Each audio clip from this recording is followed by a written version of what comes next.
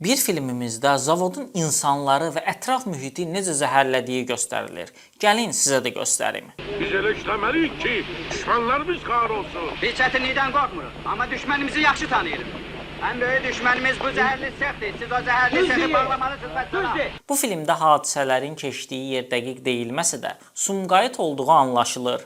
Zavod rəhbəri öz maraqları naminə işçilərin tələblərini yerinə yetirmir. İşçilər istehsalatda çalışdıqları üçün zəhərlənir, ölümcül xəstəliyə tutulurlar. Ətrafdakı insanlar da zavodun çirkab suları nəticəsində şikəst qalırlar. Filmdə Sovet hakimiyyətinin son günləri göstərilir. Dövlət səviyyəsində olan yarıtmazlıq, hüquqsuzluq önə çıxarılır. Filmdə işçilər öz haqlarını almaq üçün tətil edirlər ki, bu da kinolarımızda rastlanmayan hadisədir.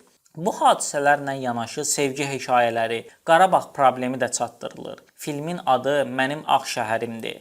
Rejissoru Mərahim Fərzəlibəyovdur. Kadrlarda gördüyünüz aktyorlardan kimsə tanıdınızsa, rəydə yazın.